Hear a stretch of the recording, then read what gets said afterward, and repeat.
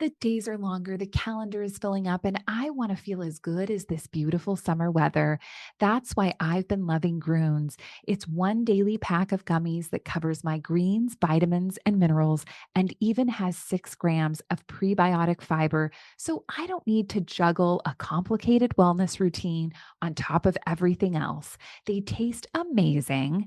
They're easy to toss in my bag on the go. Plus, they're vegan, gluten free, and HSA, FSA eligible for reimbursement. Save up to 52% off with promo code podcast at gruns.co. That's code podcast at gruns.co.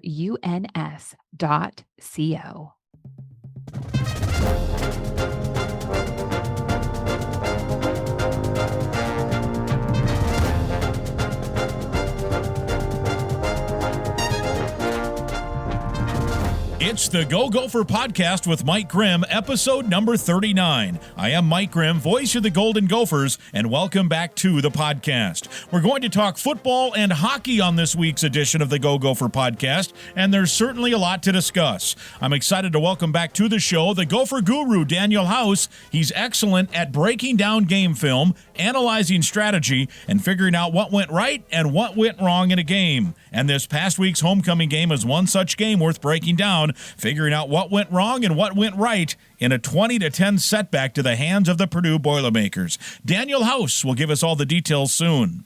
We will then shift gears to Gopher hockey. The second-ranked Gopher men swept past Lindenwood over the weekend and now get a home-and-home this coming weekend with Minnesota State Mankato. Our good friend Frank Mazzocco returns to the Go Gopher podcast. He'll recap this past weekend, look ahead to the weekend ahead, and preview the rest of the season. Can't wait for you to hear from Frank. Our Go Gopher podcast is presented by alumni-owned Sunbelt Business Advisors and True North Mergers and Acquisitions. If you're a business founder planning to exit your business, start by contacting Sunbelt Business Advisors and True North Mergers and Acquisitions. Sunbelt serves more businesses up to $5 million in revenue than anyone, and True North M&A serves companies with revenues up to $150 million. You can get a confidential, no-cost, no obligation business valuation started today. Make the most of your life's work. Visit sunbeltminnesota.com or tnma.com today. We're also glad to have Affinity Plus Federal Credit Union with us on the Go Gopher podcast. Affinity Plus has been a longtime Gopher supporter, and it's more than just a financial institution. They support so many good causes that includes Gopher athletics, also a big-time supporter of Special Olympics Minnesota. And I was thrilled to attend the Affinity Plus Foundation fundraiser last Thursday night, Dueling for Dreams. It was at the beautiful Fillmore in downtown Minneapolis. Great venue, great entertainment, and generous people helped raise around $140,000 for the Affinity Plus Foundation, which engages, educates, and empowers people, helping them unlock opportunities and better their lives. You can find out more about that at affinityplus.org/Go Gophers. Our podcast is also sponsored by State Farm agent Tony Hoagland at ChamplinInsurance.com.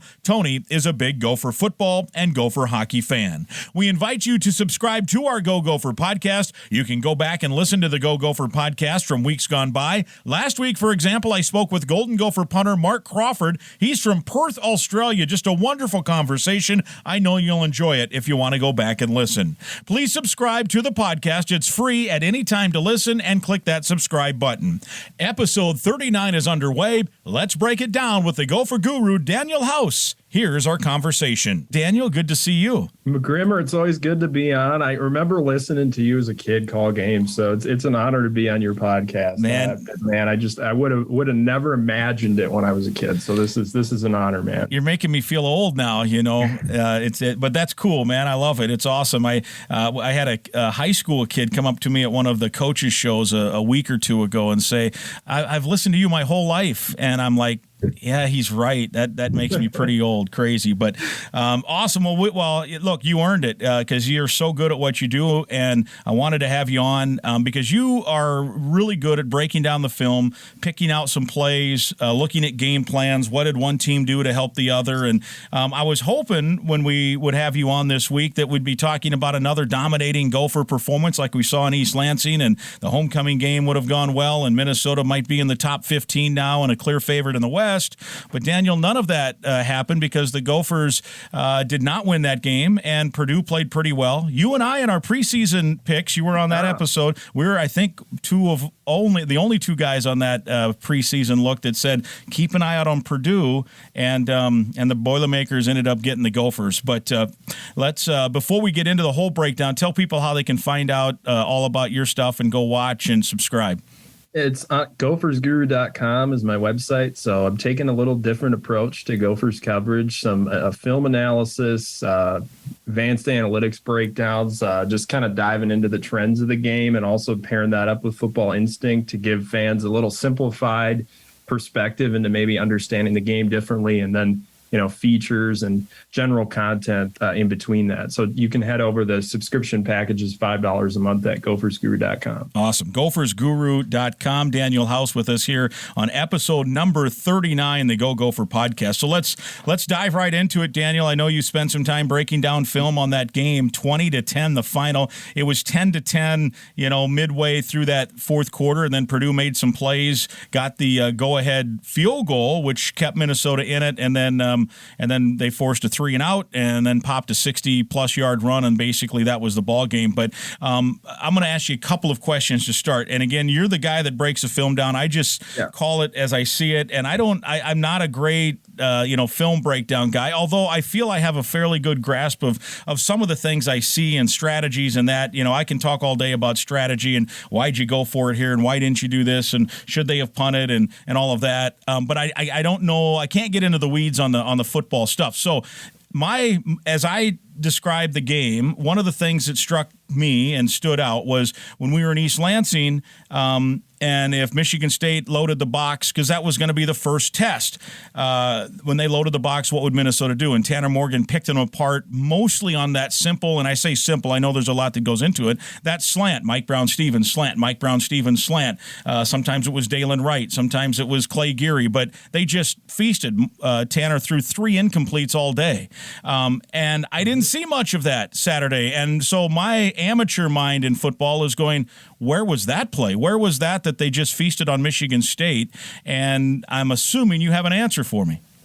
Yeah, they took away the RPO game. They were not going to get beat underneath with the quick hitting stuff, and you could tell that was a big part of their game plan. Watching it back, they dropped underneath, played physical on the perimeter, jammed on the boundary, which we saw a lot in previous games. They're a heavy single high man coverage type of team. They like to bring that use that quite frequently. Kirk Scirocco was talking about that during the week, potentially being a challenge and having to be ready for it. But you look at what Chris Jefferson, kind of their nickel safety hybrid player, did, was a big part of their game plan, sort of roaming, occasionally disrupting the timing of Minnesota's inside receiver, which was usually Mike Brown-Stevens. And then Cam Allen was matching up against the vertical routes.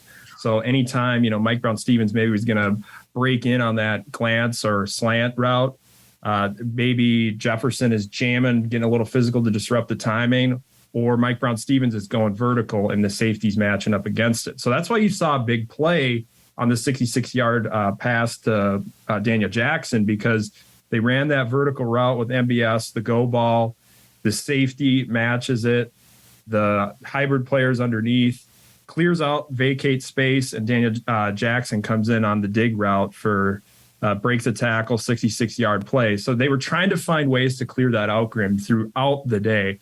Underneath, how can you potentially attack that? We saw it. They cleared underneath defenders with a high-low, shallow crosser on 3rd and short late in the first half with Jackson. A shallow cross underneath, and then Brevin with an inside breaking route, moved some defenders. On the next play, they ran hard outside zone play action to the boundary. They had 2 tight ends in line, 2 receivers to the left, and the play fake really sucked the defenders, including the backside cornerback, which cleared the crosser for span forward. And then you got the drop ball in the red zone going backside to Mike Brown-Stevens, wins the route, just drops the ball, goes right into Cam Allen's arms, and that was the name of the game, Grim. I thought 3 or 4 plays. I believe that anybody who knows me knows my philosophy that 3 or 4 plays in a game always define it, and I felt like that was the case in this one. Yeah, you look at that pass that went through Brown-Stevens' hands, then it ricocheted off his shoulder pad in the end zone, and I'm going to say 7 out of 10 of that is probably a hard enough pass that'll hit his shoulder pad and fly into the seats or ricochet somewhere and hit the ground. But and then you still have a field goal, right? I think that was a 3rd and goal, and then you still have a field goal. But as it stands, it turns into an interception. So you drop. Not only is it a misguided play, the throw was right on target. As you said, he won the route, he did everything, and then it goes through his hands and then bounces off, and it turns into an interception. So no points, highly disappointing. Yeah. One of those plays, and you mentioned that shallow cross. If memory serves, when they would back in 2019 when Shiraka was here, when they tried to take some of that stuff away, not just Purdue, but I'm saying in general, Bateman started to make a living off that little shallow cross, right? With his speed, and teams then had to account for that. And I'm guessing that's what the Gophers are hoping with that play now with Daniel Jackson as well. That's true. Trying to do high-low concepts are a big part of 2019 and everything that Kirk Shiraka does. You're trying to get those linebackers and potentially someone who's roaming to clear out. You got the shallow cross, and then you got another in-breaking route from the tight end or an inside receiver. So you're trying to occupy those players that are, dropping underneath and clearing out space. So there was a lot of things that they were trying to do. You could tell they were trying to find answers throughout, especially in the second half, attacking the flats. That slip screen to Brevin Spanford on the backside was great. Little motion with Geary off split zone to move the defense. I think they got like 9 yards off that running play, one of their best rushing attempts of the whole day. And they were trying to tack some things underneath just to create space. 3-by-1 formation where, attacking to the boundary where there was less numbers, trying to do some things formationally just to get some advantages and try to spread out and get that sort of hybrid defender to, not be taking everything away that they were trying to get. So, they had trying to find some answers, but just couldn't really do it. And they didn't blitz very much, Grim. They blitzed one time the whole game. Minnesota ran a play action slanted to it, but the safety was sitting with inside leverage and broke it up. So, they were winning the line of scrimmage with their front, and I felt like that could be the case coming in because they are physical and athletic. They got 3 really good players up front and some young guys that are starting to emerge too. Yeah, and I know they had the week before had some they gave up some rushing yards against Florida Atlantic, but in watching that game, a lot of that came on the quarterback, which, that's always hard. Those D linemen aren't going to be able to contain all the time. And the Gophers, let's face it, just, that's not going to be a huge factor in their running attack. And you're right, I've got a bunch of follow-ups now on all this great info you've given us, but from that running standpoint, and again, this is a real simple observation, and I know it gets much more complicated, but I think when the Gophers are balanced and doing what they did at let's say, in East Lansing, where, okay, if you're going to stack 8 in the box, then we're going to run pass option and throw over you, and Tanner's going to go 23 of 26. But if you bring an extra to stop that, if you're going to bring an extra defensive back in or sag off, then we're going to hand the ball off and let our offensive line, them as if they're talking, let the offensive line, move the line of scrimmage, and we'll just run you to death. But the offensive line wasn't able to do that. They did sneak a safety into the box on occasion, kind of rotate him through, but just the one-on-one battles for whatever reason, and that changed everything. Right. Right. And you got to be able to try to take some pressure off of that, get somebody out of the box. That's what the Gophers offense, that's when they're really good, is when they're multidimensional. They're able to, if you're going to stack the box, then you're going to throw out all over the yard and have answers for that. And if you want to drop into zone and play that to take away the pass and dedicate an extra defender in coverage, and you're going to run right into it. And they weren't really able to do that because they were taking away that underneath game. They knew that they probably could win up front. So they said, all right, take away that intermediate game and get things longer developing downfield, force them to have to hold the pocket consistently, longer developing routes.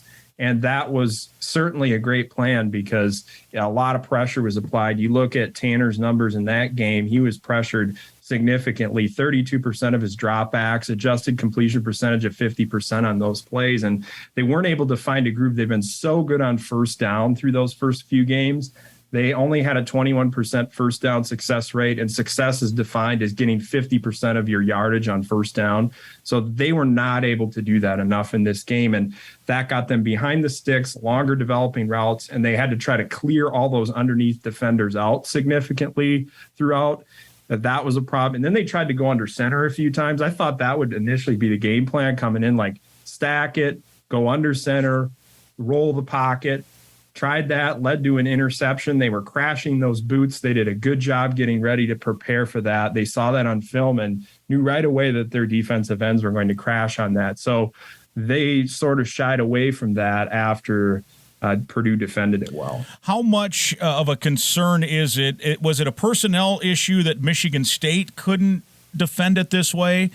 Now that Purdue's got a little game film out there, and hey, this is the Gophers for the first time all year struggled. Looking ahead, I guess answer that first part first. Was Michigan State's personnel just not able to do what Purdue did, and how concerned might that be now looking ahead? You got Illinois, you got Penn State, and obviously into November where it's really tricky with some of these teams. Purdue's cornerback talent was significantly better, which allows them to do more things on the perimeter. Like I said, they were getting really physical on the boundary with the receivers, and they're able to confidently play that man coverage when they need to. And next week, out of the bye week, playing Illinois, a team that loves man coverage, that will play very physical. It's another match. If you look at the data, you look at the advanced stats like I do, Purdue and Illinois are very comparable defensively. Illinois is even better in some areas in that I look at. So I know that this matchup is going to be very similar in that sense. So, Grim, you kind of look at this game and you also go, rushing attack, the running backs were not able to break tackles. And I mean, some of that was due to the offensive line. That plays into it where it's like, you just don't have rushing lanes, but there are also some instances where it didn't feel like the running backs were super decisive. And the interesting stat is they didn't force a single missed tackle the whole game. That has never happened in the PJ Fleck era. Wow. Looking at the data.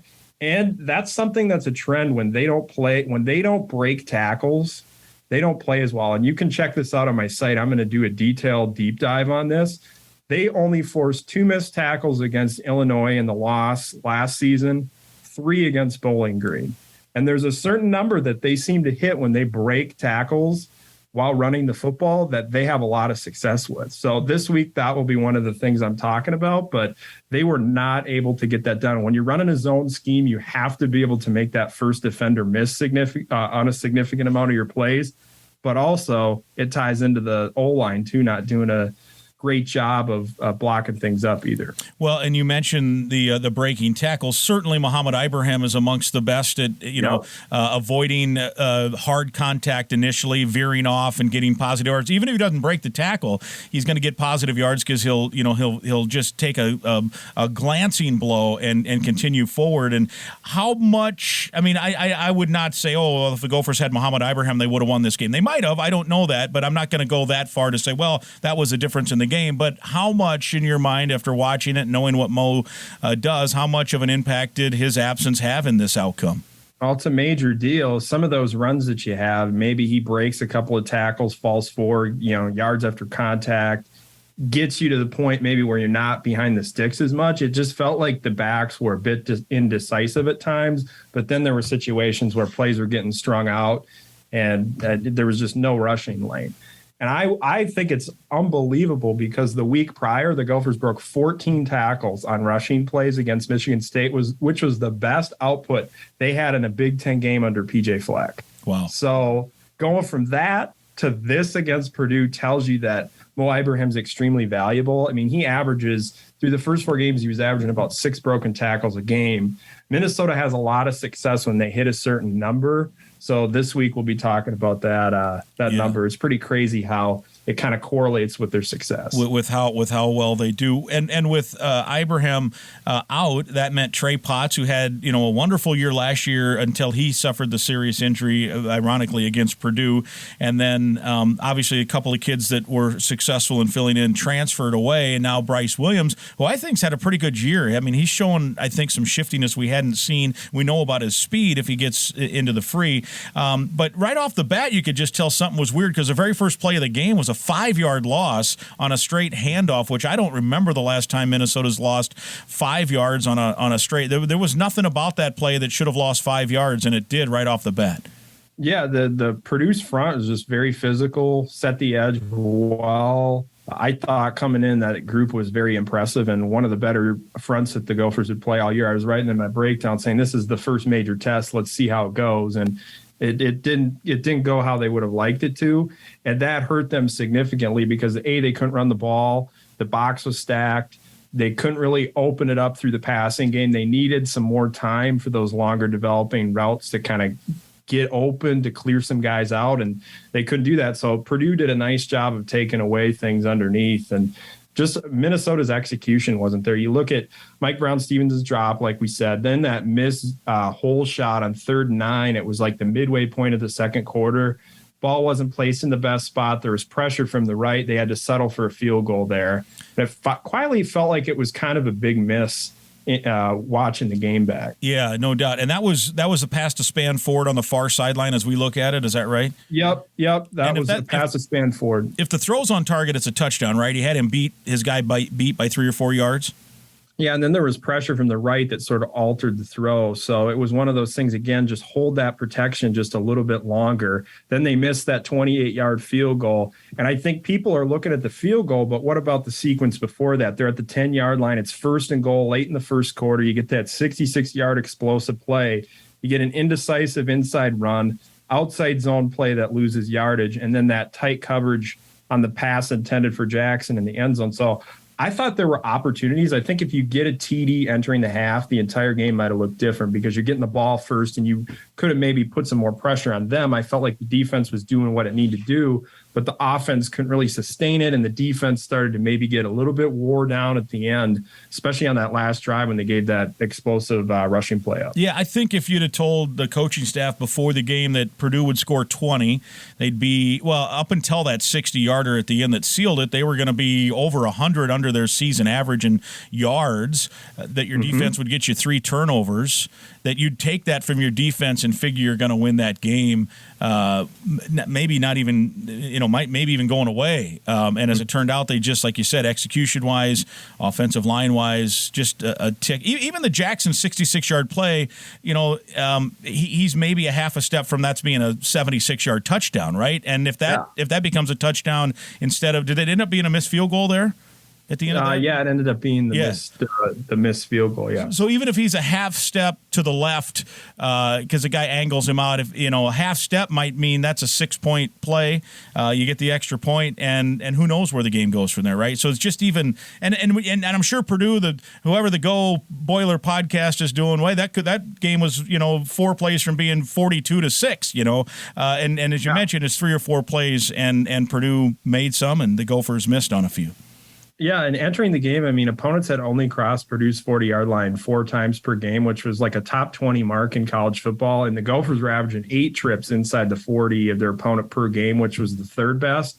Purdue cut that number in half, and Minnesota only had 2.5 points per opportunity inside the 40-yard line. So I thought that was a big part of the game, not being able to capitalize on some of those situations with more points.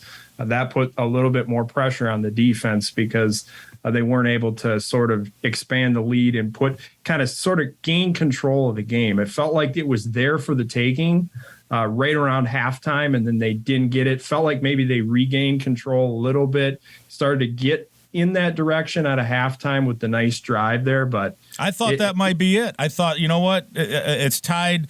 This thing now, the Gophers could go win this 24-10, but I was wrong. Yeah, and you come out attacking the flat, slip screen to Spanford, a little more motion. You ran a screen into the boundary out of a 3-by-1 where there were less numbers, just trying to do some things to set stuff up. And there were opportunities out there. They just couldn't make enough plays. The O-line maybe couldn't block long enough. There was maybe a situation where they got behind the sticks and just couldn't recover on specific drives. I think moving forward, you look at how can you maybe incorporate some more motion into the offense. I thought that did some good things for the ground game. It forces the defense to have to make some decisions and gives you a little diagnosis on coverage. Thought maybe there'd be some more like bunch sets in the game to create some traffic and kind of force the defense to align in a certain way. But, those are some things that you could potentially look at moving forward. And if they're going to play that similar type of scheme, maybe you're double moving, running a slot fade with your inside receiver. I think that there are some options. The bye week comes at a really good time because you're playing a team that loves man coverage, like we said, with Illinois, that's extremely physical. And now you're going to need to unlock some answers. Now that game film's out there from Purdue, everybody's going to be in the laboratory coming up with some ideas on this one. So Minnesota loses at 20-10. Does this change your prognosis? I know when you and I and the rest of the gang had our preseason picks, you had Minnesota as one of the favorites in the West along with Purdue. And, Purdue showed why you were right there. Does this change anything? Does it change your mind in terms of long-term where this Gopher team can end up? I don't think it changes anything because I felt like this was a game that was going to be a very tough matchup. I thought people really discounted Purdue because they lost two close games, a ton of penalties. They had the ninth most penalty yards in the country coming into the game. They cut those penalties down. They only had 4 in this game for 55 yards. And I thought that was something that if they were going to win this game, they had to cut back on those bad penalties. And they came at horrible spots to like unsportsmanlike conduct, defensive pass interference, defensive holding. And those plays certainly defined the outcome of those games. So I have felt all along that Purdue is going to be a very strong opponent in the Big Ten West. Minnesota's defense, I mean, we haven't talked much about the defense, but they did enough. They settled in after that uncharacteristic first drive where they missed some tackles and Purdue was generating some movement in the ground game. They started to get a little more aggressive with a simulated pressure. Simulated pressures kind of look like a blitz. A lot of announcers call them blitz, but like more so it's dropping a defender, bringing a second or third level defender like a linebacker or safety from a different spot. So you're really only rushing 4. You're not sacrificing coverage resources to apply pressure. So Minnesota does that a lot on top of mixing in some blitzes. But you see what they're doing defensively with their safeties. I thought Howden and Newman played an outstanding game, being able to change that picture. They had some too high shell stuff, being able to jump behind with everybody playing, look like man underneath on the TV copy. Howden able to get that pick, and then Newman Robin over the middle, sort of baiting O'Connell into that pick. I thought the safeties were outstanding. It shows you all the potential that the defense has. Now it's just all about offensively figuring out how to get back to the efficient level that they were in the previous games. And, you mentioned the Purdue situation, too, because I saw this and again, as our good friend Richard Pitino always used to remind us, Twitter is not real life, Grim, is what he would tell me. But I thumbed through my Twitter timeline, and I'm not trying to suggest that, hey, this is, look, the Gophers, they did come out flat. It was a poor effort to start. And effort maybe is not the right word, but they just didn't have the energy. Purdue had something to do with that. I think this Purdue team's better than people thought. They were being discounted. The line of 12, I thought, was crazy to start with. And the Big Ten West, it's going to be a battle every week. You can lose to anybody in the Big Ten. There's no Ohio State. Like Minnesota's not Ohio State. They're not going to roll everybody. So it's going to be a battle every week. But I saw people on my Twitter timeline as I'm thumbing through Saturday night like, same thing as Bowling Green. No. Bowling Green is in a different category of loss than losing at home to Purdue, a team that might win the West, right? I mean, people have to have a little reality check. As disappointing as the loss was and as dysfunctional as the Gophers were at times doing stuff they did, even the late hit. Like, when's the last time PJ Fleck's team has had a late hit? And I don't know if that I know the late hit extended the drive. I don't know if that drive ended up in points. I don't have it in front of me, but that just doesn't happen much, and it happened. So mistakes were made. The team was flat, all of that. But this is not Bowling Green. I'm sorry. It just stop with that stuff. Purdue's a very good football team. And like I said, people were discounting them. Now it's all about how you respond after that. What adjustments do you make? I feel if you can score 20 or more points, I said this coming into the season, if Minnesota can score more than 20 points, they're going to win a lot of football games because their defense will keep them in it. They have a lot of talent, good scheming on that side of the ball. The offense just has to sort of either get Mohamed Ibrahim back, which I think definitely impacted the game significantly. Offensive line can figure out some of these details going up against a really good front. How can they maybe add some wrinkles that will suit the strengths of the players and adjust to the wrinkle that Purdue gave them that they hadn't saw maybe previously before. So, yeah, it's still there for the taking. I believe Wisconsin sort of made their change with the idea that they're still in the race, feeling like maybe Jim Leonard will give them an energy injection. They got 2 road games at Northwestern, at Michigan State. Then they play Purdue. You wonder how much the outcome of the Minnesota game weighed into the decision going, hey, Minnesota, just lost to Purdue. Everybody's 1-1, only 1 game back. Maybe you can get back into this thing. Yeah, and I had that on my list of things to ask you. How surprised were you? I mean, you're talking about a guy that's a coach in Paul Christ, who's a multi-divisional champion winner, has taken them to what, 2 or 3 New Year's Bowl games, New Year's Six Bowl games. That said, 3 of the last 4 years they finished the season not in the top 25, and that's not been the case for a long time at Wisconsin. So I get it. You could argue they were headed sideways, maybe at best, and so in one sense you're like, whoa, that's kind of an SEC level move there. $14 or $16 million to make a change middle of the season. But you're right. And you're right. If Minnesota wins the game, to me, that was the most disappointing part about the game is it was winnable. And if you win it, you're in total now control of the division. But now you've made it a race. It's a mess, and you don't control your own destiny now.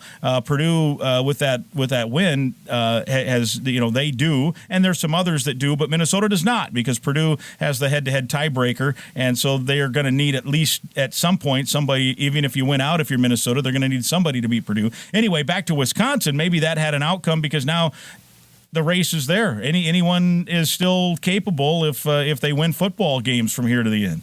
You're wondering if they felt like they needed an energy injection of some kind. Like you watch Paul Christ's press conference and you could just feel like he was defeated, didn't have a lot of answers. I left that watching that going, I could see something happening here. Mm-hmm. I know a lot about Jimmy because he grew up about 35 minutes east of where I live. And I know a lot of people that are even related to Jimmy and other people that have worked with Jimmy throughout. I mean, I know he's going to do a really good job because he's very smart. He'll relate well with the recruits.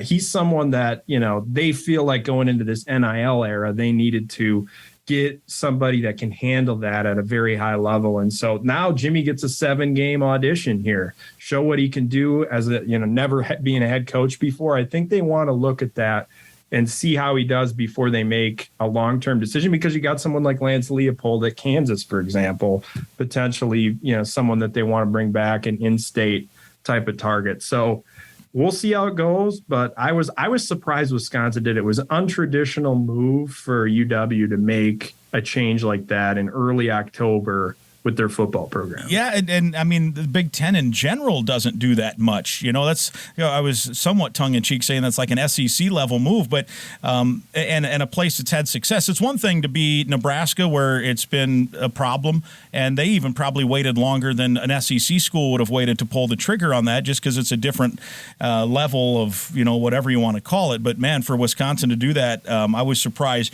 I also think that Nebraska's opening may have had a deal, in a backwards way may have had something to do with it, because Wisconsin's not going to be able to hold off Jim Leonhard from leaving. He's going to get a head coaching job someplace, and Nebraska's job is looming. There's Colorado's job is looming. There's some Power 5 opportunities, Arizona State, and Jim Leonhard's going to get brought up in those things, even if Wisconsin doesn't do great this year. Although, let's face it, his defense did allow 34 points against Illinois on Saturday, so they aren't perfect on defense. They had to replace all those starters, but maybe part of that is, you're right, let's find out what he's got. If he finishes strong, he's going to be the guy, right? I mean, if they end up finishing strong, they're not even going to open that up to interviews, I would think.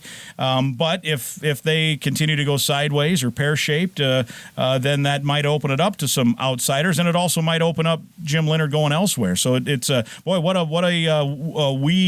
web that could turn out to be over the next 7 to 8 weeks. Yeah, it's something that you don't see from Wisconsin, and they value stability there, and they don't like to make those changes. So a new AD making a move like this, we'll see how it goes. I want to see what the approach is. Like, do they go with Jimmy?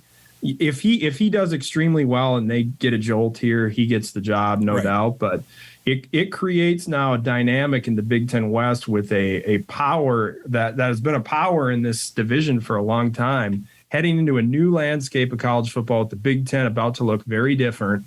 I feel they know they need to get out ahead of that. Yeah, and you think about it, they do at Wisconsin have stability, right? Mostly because of Alvarez.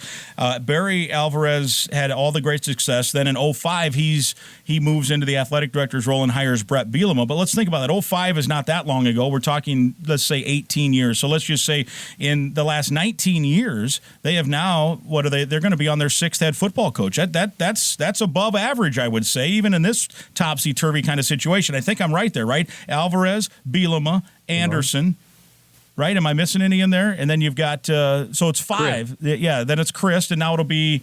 So it's Jimmy. 5, right? Am I right there? 5 in the last 5. 18 years. So that's that's not. I mean, even Minnesota, I don't know. Since then they're probably on about that number, and there's been some different things over there. So that it's stability mostly because of Barry, but Barry's no longer. While he cast a shadow and he's still around, he's no longer in charge. And there's a new AD, a former player. So it is interesting that they shake the tree there, over there at this point. Yeah, and with the recruiting the way it is and the landscape of the transfer portal and all of those things, people I feel are maybe making these moves a little earlier so they can prepare for that and starting their searches now so that they can have some answers earlier than they normally do, Yeah. Well, what do you think as you look at this last couple here for Daniel House, the Gopher Guru, in this West Division now? Purdue controls its own destiny. Some others, there's this weird log jam of 1-1 teams. I think we can probably, punt Northwestern out of there as a legitimate contender. I think you got to keep Illinois in, right, with what they did and the defense that they have. Their defense might be the best in the division.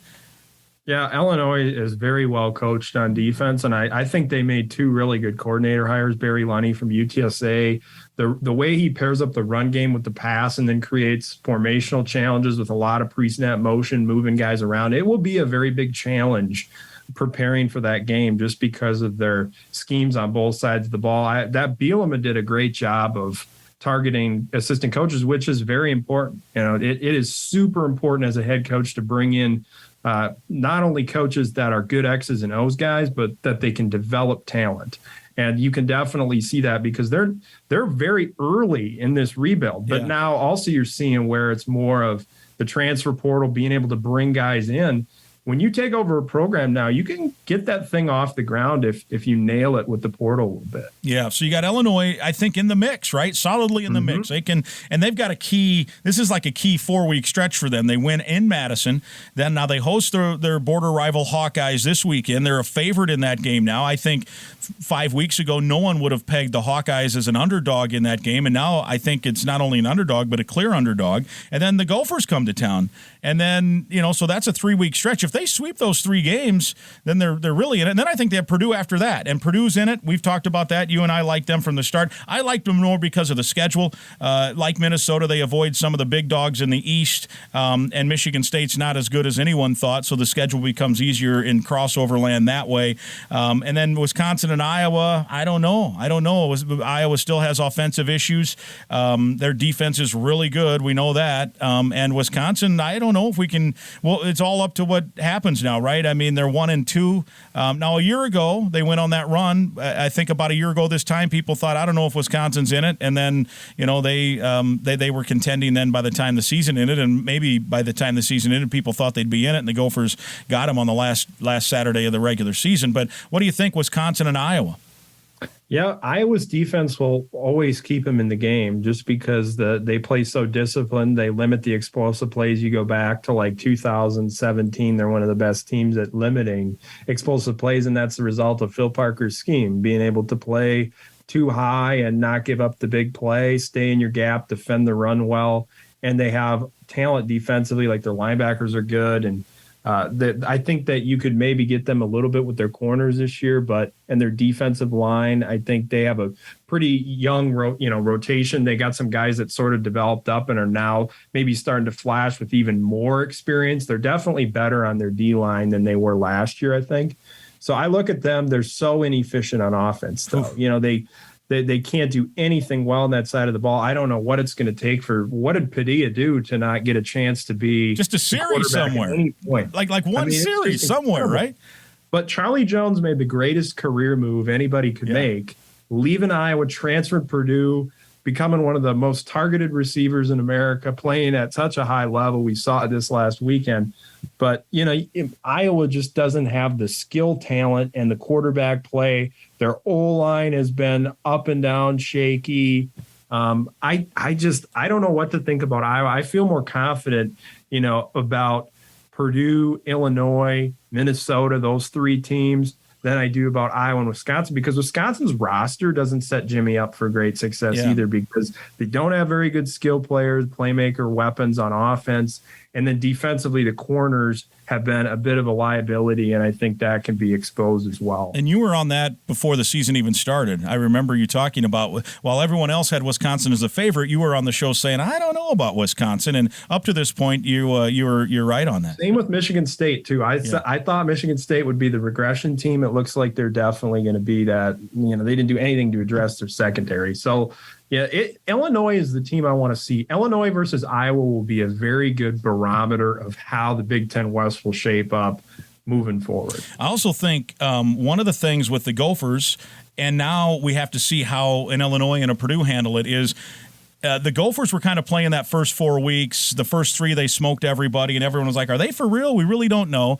And then East Lansing hits, and they're like, oh, let's see what they do. People around the league now, I'm talking, are saying, okay, let's see what they do in a real game at East Lansing. And then they just thump them. And then it was like overnight, everyone ranked top 25, clear favorite. I mean, we had national people saying this team could go undefeated, and I'm like, no, the Big Ten West, it's hard. People don't get it. The floor is higher. The top is a little lower. It's scrunched together. Every game's a battle. And you and I know there's no game on the schedule the Gophers are guaranteed. There's no game on the schedule the Gophers cannot lose. They could, even Northwestern, who's struggled, if you catch them the wrong day and somebody picks up a fumble, you never know. Point being, they went overnight from we're not sure about this team to holy cow, they're going to be in the Rose Bowl. And so they had to handle that differently. Well, now guess what's happening this week? Illinois wins. They smoke Wisconsin in Madison. Now they have Iowa coming to town, and everyone in Champaign and around the league's like, this team's for real. How does Illinois handle that? How does Purdue now in the thick of it? Because Purdue was not as under the radar as Illinois. But and I don't know that's why the Gophers came out flat. I don't think it is, but there's no denying the Gophers came out flat. It may have had something to do with it. Human nature plays a role. So let's say it had a little factor. Let's see what happens with Purdue and Illinois now that they're going to be looked at as, oh, these guys are for real. Well, and remember, Minnesota has experienced success and then having to respond from games that were maybe disappointing where they didn't live up to the standard. So I believe they might have a little more experience to handle this in a better way than a team like, Purdue or Illinois that maybe doesn't have as much experience in those types of moments. And I also look at Mo Ibrahim coming back. That changes a lot of things. Just his presence, his leadership, him just being on the field alone. It sounds crazy, but his presence is monstrous for this program. And I know that Purdue was a very good football team. So people got to remember the margin for error. I think college sports, we look at the NFL and, there's a loss and it's a really good game. Somebody schemes up phenomenal game plan and you go, okay, well, on to the next week. Where college, it's more of, oh man, I can't believe they lost.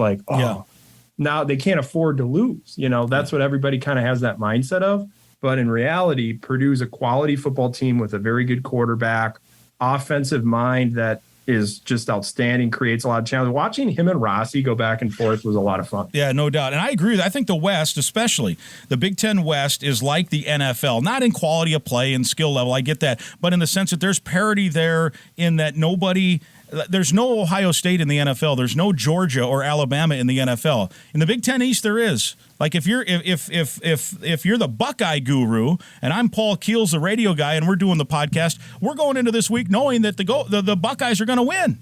But in the West, every week is like the NFL, and you're right. You have to move on. I mean, okay, you lost, tough home loss. To me, the worst part was that if you won it and it was winnable, you grab control. And you had a step ahead, and you had some wiggle room. There's no wiggle room, but every week is now, look, at Illinois, no bargain. At Penn State, clearly not a bargain. And then you head into November, and there's no bargains. And that's what the NFL is every week. The Vikings face this every single week. There are no gimmies. There are no bad teams, and you have to bring it, and that's what the Gophers are going to face from here to the end. That's why I always tell people, everybody starts looking ahead in the schedule and they want to get all worked up when they see somebody lose like Iowa and Wisconsin, all the jubilation online. It's like, teams will get better over the course of the year. Improvements and tweaks will be made. That's why I look at things in a chunk manner. Like you're looking at September, October, and November. Which teams are playing best about October 20th? Yeah. That is always the best time to evaluate a team. I think you can do it after maybe the fourth game. You start to figure out what teams are really like. And then you start to evaluate, once you get into the heart of the Big Ten play, who is in the mix and who has made the improvements and adjusted to some of the things they're seeing. All right, give us all the info again. Gopher Guru. Gophersguru.com. The $5 a month subscription's available there. And then you can check out the content that I have out on Twitter at Daniel House NFL. Awesome. Great stuff. We appreciate it. Thank you. And we will have you on again in a few weeks. Thanks, Grimmer. Appreciate it. My thanks to Daniel House, the Gopher Guru. Such great insight. When we come back, we'll talk Golden Gopher men's hockey with Frank Mazzocco from Gopher Radio. First, a word from Tony. Hey, Gopher fans, this is your State Farm agent, Tony Hoagland. We are super excited to be part of the new Mike Grimm Show on Talk North. For the year of 2022, we will be donating $10 to the University of Minnesota Children's Masonics Hospital for everyone that calls our office or checks in with us online and mentions that they heard about us on Talk North and the Mike Grimm Show. We are really excited again that Mike came on board with Talk North. You can reach us at 763-421-4900. You can find us on the web at champlaininsurance.com. Again, 763-421-4900, or find us on the web at champlaininsurance.com. Roll the boat, Sky Yuma, go Gophers. Episode 39 continues, the Go Gopher podcast. Let's talk some Golden Gopher hockey. The Gopher men are ranked number 2 in the country. They started the preseason poll ranked that. They swept Lindenwood, a new Division I program, over the weekend, and they've got a home-and-home with Minnesota State Mankato coming up this coming weekend. And who better to talk about the Gophers and give us some insight on this past weekend, the weekend ahead, and really the season ahead? Frank Mazzocco with the Gopher Radio Network. He and Wally Shaver bringing you the action on the Gopher Radio Network. Frank, good to see you. Thank you, Mike. Good to see you also. I am always amazed. It sneaks up on me, and I should know. I've been around long enough, but I know it was about September, 23rd, 24th, somewhere in there, and I'm reading some promos on the football broadcast, and it's, next Saturday is the Gopher opener. I always forget. You have the longest season in the history of the world. Yeah. Well, we do. We've got the longest season of any of the college sports. Start October 1st and we end somewhere around April 1st. It's a long one. Thank goodness for that holiday break, though. Otherwise, it'd be a real marathon. Yeah, you guys luckily do get a little bit of time in December, although even like with the new Big Ten, that's less than it used to be, I think, right? In terms of the December time? It all depends on where the exams fall. Yeah. And that's the key indicator in when the December break starts. And, we've had maybe a little bit longer break. They haven't been able to put together a Mariucci Classic. It's just getting harder and harder to schedule teams to come out for that. So, those are the two factors in how long our break is. Yeah. Well, it started. The season got underway this past Saturday. Lindenwood starting in a Division I, as a Division I men's hockey institution. They're from St. Charles, Missouri. When I spent my 5+ years working at KMOX down in Missouri, I lived about 15 minutes from that campus, and so know a little bit about the Lions. I did not know they were going to be Division I hockey, though, until about that September 24th when I was reading that promo card. I'm like, Lindenwood's going D1. So I did do a little bit look at that. And that's always an interesting test. You got the number 2 team in the country against a new Division I team. What were your impressions of the weekend, both as you look at it from the Gophers' perspective and from the Lions' perspective? Well, let me take the Lions' perspective. We'll deal with them. We'll dispatch them as quickly as we can. But they were impressive. They came in with a bit of an older group. But as I said on the air a couple of times, basically have a roster that nobody in the country wanted, right? Because here they are playing their first Division I games. And, they had a couple of guys that transferred in, particularly their goaltenders had some Division I time. But for the most part, these were a bunch of cast-offs. So they were the castaways. And they played well. They played hard. It took them a while. Friday's game was kind of a no-contact game, but then they got a little bit more feisty on Saturday night, and they gave the Gophers a battle, which was good. I think it was good medicine for the Gophers. You're going to go against a really tough team next week, as we know, in Minnesota State. So it was good to get games under your belt, and then it was good for them to get pushed and tested a little bit on that second night. So let's warm up. The good thing is the games count and the Gophers got wins. Yeah. And, the startup thing is different now than maybe it was way back, right? I mean, Penn State, it didn't take long for them to get competitive. Arizona State was competitive right away, then had a little dip. And, but so it, and I don't know what Lindenwood's going to end up being, but, should there be concern that the Gophers were tied 4-4 in the third with a upstart brand new program? In my mind, no. I don't want to use, I guess I'm going to. People use the expression you play down to your competition. Yeah. And I don't think that was the total story for the weekend. I mean, it was the first weekend for the Gophers. They were going to have a little bit of a struggle. The second thing is, if the other team is, like on Friday night, they give you a lot of time and space, well, you take it. You take the time and space, so you're not working as quickly as maybe you might normally do in, going up against an established team. So, there's two teams on the ice, and they both have some say in how the game is being played. But no, I don't think I would worry too much about it. I mean, they were okay on. Hey, look, there's a lot of new faces too.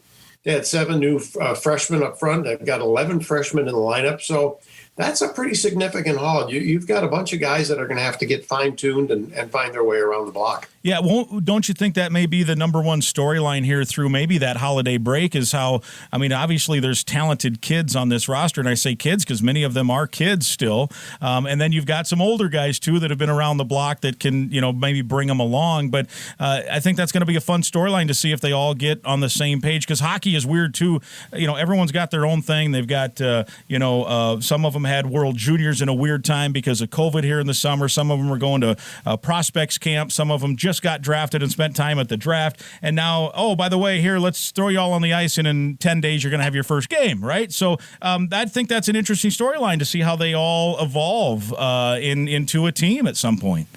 Well, I think it's going to be a remarkable storyline this year, not only in terms of number, but in terms of talent. It's a loaded group. I mean, they're bringing in all kinds of high draft picks, a first and a 2 first and a second rounder coming in, and so I just think it's going to be an interesting thing to watch. Bob Mazzocco, he's going to be the artist on this one. Yeah, he doesn't have a blank canvas because there's a lot of tools in that toolbox. I just think it's going to be very interesting to see how he manages all the talent. There's plenty there for him to work on. Yeah, and sometimes that's harder, right? I mean, sometimes the best coaching job might be managing a bunch of talent to make sure everyone is gelling and everyone understands a role and managing all of that. Sometimes with talent comes ego. Yeah, you've seen that too, right? So you've got to you got to keep a wrap on it, but it's fun. Bob has said, the thing he doesn't like about an early season like this is that they've got to start with basics. They've got to do the puck drills. They've got to do the basic, passing drills. He says, I'd like to get past that. I'd like to get to the meat and potatoes and compete. And going back to your earlier thought about things being a little bit different, for a long time I used to say, hey, forget about your freshmen until they're sophomores. Well, now we're saying, don't think about your freshmen October, November, December. Wait for January. And Bob said that he told some of his freshmen after the first week of practice, you're not freshmen anymore. You're play like you're sophomores. So he's that confident in their talent. Yeah, well, and when you look at, you got a number 2 overall pick, a couple more in the first round, and obviously that they've been around the rink and they have some talent. And it goes back to the age old. This is now not a new issue in terms of the philosophy of how you build a winning team in college hockey, because you got teams that are built with 23-year-olds and teams that are built with a mix, like maybe the Gophers, and then other teams. I can think of some Gopher teams in the past that had all 14, I think you cited that once on this podcast, 14 or 15 NHL draft picks, but they're all 19 going against 23-year-olds. And so it's that age-old philosophy, and I think that's why this storyline will be fun to see how the mix of, you're talking about, Jackson Lacombe and Brock Faber and Ryan Johnson and some of these guys that, are probably could be in the NHL right now. If not, they'd be high-level minor league players, right? And they're on a college rink now, and then you got the younger guys that are coming along. I was surprised to hear Mazzocco say that he really, as of last year, during last season, he did not expect Ryan Johnson and Lacombe and Faber, he did not expect all three of them to come back. And certainly then none of us expected the forward Matthew Nyes to come back. So he's got all four of them back. So that couldn't, that creates a bit of a logjam. The new coach, Steve Miller, who's going to handle the defensive core, he was shaking his head for a while in the offseason, wondering, who am I going to play? How am I, not who, but how am I going to get all these guys in? Yeah. More like, who am I not going to play is the question. Who am I not going to play? That's you're right. That's a better way, absolutely better way of saying, who am I not going to play? So, he sent out a senior defenseman. Yeah. Matt Staudiker didn't play this weekend. Matt could play in any team in the country. Yeah, that's great. And then with that now comes the burden of expectation. So it comes pretty fast. And I know Bob Mazzocco's talked about it all the time. The expectation at Minnesota is to be Minnesota. And so he kind of embraces it. And I like that attitude, frankly. Yes, absolutely. And he's got a Minnesota team. He's got a good, skilled team here. They're going to be a lot of fun to watch.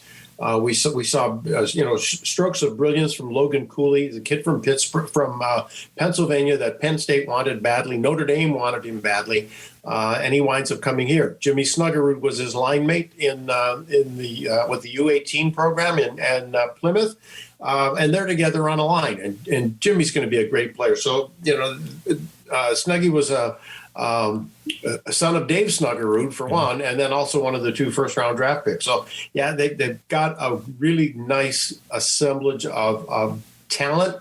We're going to find out about toughness this coming weekend.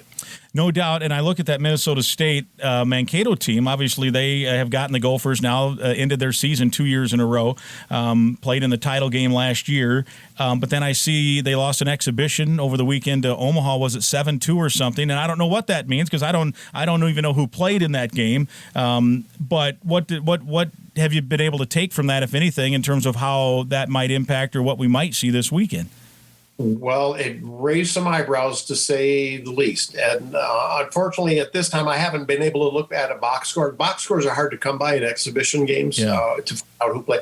We do know that they're Hobie Baker winner and Dryden McKay not on the team anymore. So now, is that a reason for giving up 7 goals? We don't know. We're going to have to figure out, because defensively, they tend to play the same no matter who's in goal, right? Although McKay has been there most of the time the last 3 years. All right, so he's going to be gone. As I understand, their returning goaltenders are either all new or have no experience. So that's a factor there. The flip side of that is they're going to be older. Their average age, this is I have looked up, their average age is 22 and a half. And the Gophers are coming in on average 1 year less per man. Wow. So when you line up for a face-off, the guy you're lining up against is going to be a year older than you, right? Yeah. So that's going to go out throughout, on average throughout the lineup. That's going to be significant. And as you mentioned, the toughness test comes too, because the Mavericks, they don't mess around. You're going to be in for a hockey match, right? No, you're right. And, and I said they have the same same average age as Lindenwood, but they've also got way more experience. Yeah. And so that, hey, look, 2 years ago, the Gophers played them in Loveland and lost and did not look good at all. I think they were shut out in that game. Last year, we got all the way to Boston. It was a semifinal game, lost to them there, but at least played better. I mean, I know I know I might be grasping for the rose-colored glasses here and all, but they did play better. They didn't get annihilated as bad, but still lost to them. So there's 2 really difficult losses to take from this team, and I hope that the upperclassmen can instill a little bit of that hurt in the freshmen who are coming in. Yeah, and push along. Obviously, nothing gets decided the second weekend of October, but you have to believe that this is a game that Minnesota is going to want to go out or a series that they'd love to go out and sweep. Just to set a tone, if nothing else. For sure. And they're going to have to learn from it, too, because it's very likely if they make it in a national postseason, they're going to be playing a team very similar to this. There's an awful lot of schools that make the national tournament. They're going to do it with older players. Yeah. So, as Mazzocco said, you're not going to be freshmen for long on this team. You're going to have to grow up in a hurry. All right, I'm going to make you put your radio guy hat on. Justin Close, we know about, had a great year, came in relief last year and helped lead this team to the Frozen Four. And he started and got the win in a shutout on Saturday. I always want to say Friday, but I got to remember it's a Saturday-Sunday series this past weekend. So on Saturday he got the start in the shutout, and then this new guy, Mr. Radio Announcer, tell me how to pronounce his name. And what's common pronunciation, Mike? You should be able to handle it. Common spelling, common pronunciation, yes. Exactly. Owen Bartoszewicz. Thank you. And he was on this team in the spring, right? He was well, he came in right when LaFontaine left. Yeah. So he filled the roster spot that was open there, and did not play a minute. So he got his first Division I minutes here and did okay. Yeah, he gave up 4 goals. He did okay. I was around the guys a little bit during the summer as they played in a softball league, both the current players and some alumni players. And just from listening to the way they react with Bardo, they call him Bardo, which is great. Understandable. They love him. They kid with him, they tease with him, they joke with him, and you don't do that unless you really like a guy. So I think they've got full confidence in him in the net. And as I mentioned on the air, I always worry that a second string goaltender is going to be just a flopper, is not going to have the skills, but it looks like Bardo is going to be okay. He looks like a goaltender. And again, you've been around it. Is this still Justin? He's going to start most games. This isn't going to be like a Friday, Saturday rotation, right? I don't think so. Yeah. No, Justin has played so well that second half. I mean, if he had his goals against average was below 2, in the season. If he had a full season under his belt, they would have been talking about him for a Richter Award candidate. Those are the kind of numbers that he had. Yeah, no doubt. Well, and that'll be fun because it always matters. You got a guy in goal that can stop the puck, and then you add that talent and skill, and that's why they're ranked 2, and that's why the expectations are Minnesota-style expectations. And then you put those 6 or 7 defensemen in front of him, and that makes his job a little easier. And makes him all the more effective, too. All right. Well, hey, we'll look forward to hearing you and Wally on the air this weekend, Friday and Saturday, right, with the home and home in Minneapolis Friday and down there on Saturday? Be a little bit early. I think we're doing 7 o'clock at home and then 6 o'clock on the Saturday game for face-off, and then, of course, pregame a half hour before. All right. Well, very good. Well, I won't wait till April to have you back on. I know it's a long season, but we'll try to get you and Wally on a couple of times over the course of the year. I just won't be available during the Christmas break. That's fine. That's fine. No worries. Hopefully I'm somewhere, around that time, maybe Pasadena or someplace. That sounds like a lovely place to be. Let's keep our fingers crossed. All right. Thanks, Frank. You bet, Mike. Thank you. My thanks to Frank Mazzocco for talking Golden Gopher hockey with us, and also a big thank you to Daniel House discussing Gopher football, the Gopher Guru. The Go Gopher podcast is presented by Sunbelt Business Advisors and True North Mergers and Acquisitions. If you're buying or selling a business, visit sunbeltminnesota.com or tnma.com today. We're also partnered with Affinity Plus Federal Credit Union, a locally member-owned full-service financial invested in you. You can learn more at affinityplus.org/Go Gophers. We're also sponsored by State Farm agent Tony Hoagland. Again, I'd invite you to listen to past podcasts, and please be sure to subscribe to the Go Gopher podcast right now. It's free to click that subscribe button and to listen at any time. And please also help us get the word out on the podcast through your social media channels. After you listen, give us a retweet or a like. We'll talk again next week.